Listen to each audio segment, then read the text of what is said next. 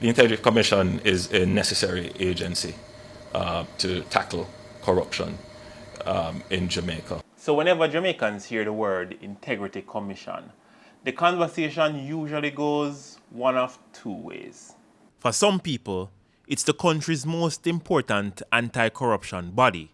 For others, it's little more than a politically motivated watchdog, an institution allegedly more interested in barking at the government than fighting corruption.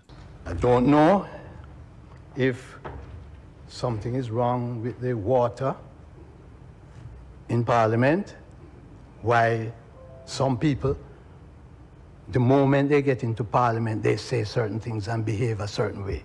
I decided that I wasn't going to take the chance of drinking any water here. Now, before we decide which parliamentarian is drinking from the water cooler and whether the Integrity Commission is being unfair, we first have to understand what it actually is, and more importantly, what it isn't. The Integrity Commission isn't a court. It isn't Parliament.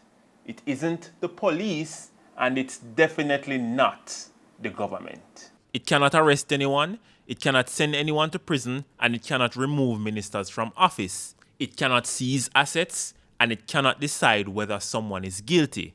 Only the courts can do that. The Integrity Commission job is quite simple enough, people. It's to follow the money, check the paperwork and ask questions, and whenever necessary, pass the files on to people with the power to prosecute.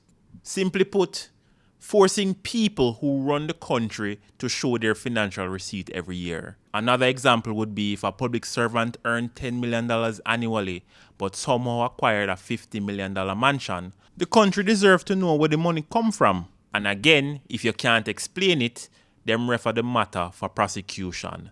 Not conviction, referral. The courts decide everything else after. Now, the amount of money that these government officials are managing are no monkey money. According to the Commission's latest report, more than 2,000 government contracts worth 200 billion Jamaican dollars, along with millions in US dollars, were technically in the hands of these people. And you can't put butter a puss mouth. And this is not their money. That's your money, my money, and somebody has to watch where it goes. Hence the phrase watchdog. Back in 2023, we had the illicit 8. Today, we have 14 members of parliament and 1 senator being investigated for possible illicit enrichment. Now, that doesn't mean they're guilty.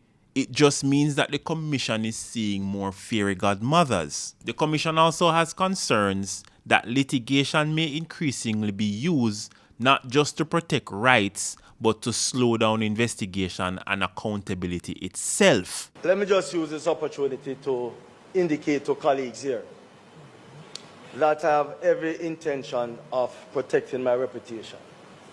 It is a matter that somewhere or the other can affect all of us as members in this house. Mark you, I really believe that the commission wants to talk up some things, but because of legal restrictions, they cannot. And this is where politics enters the conversation for me, people.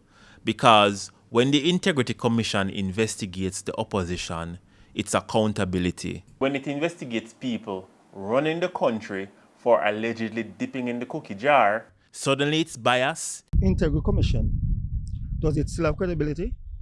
Jamaicans don't believe in them. Jamaica don't listen to them.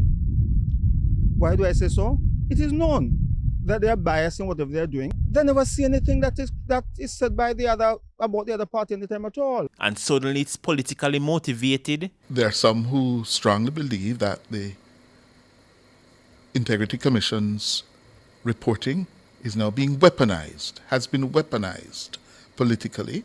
And suddenly it's asking stupid questions. In recent times, the IC have asked me a question: what improvement have I made to my home? And the cost of the improvement. I mean, I find that intrusive. The Integrity Commission is only 8 years old. It's a dog with teeth, and its barks are getting louder.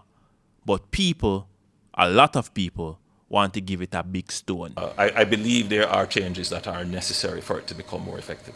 If you're providing oversight, your files should probably go through the Director of Information to be reviewed at FID, not at the same entity that you're providing oversight for. So I leave this question to you people. Is the Integrity Commission under attack? Or is this simply what accountability looks like when it's finally start working? I would love to know what your thoughts are in the comment section below. Thanks again for watching. Don't forget to like this video, share it, and most importantly, subscribe to the channel if you have not done so as yet. Thank you all for the support. The channel will continue to grow and more stories like this will be coming. Stay tuned for part 2.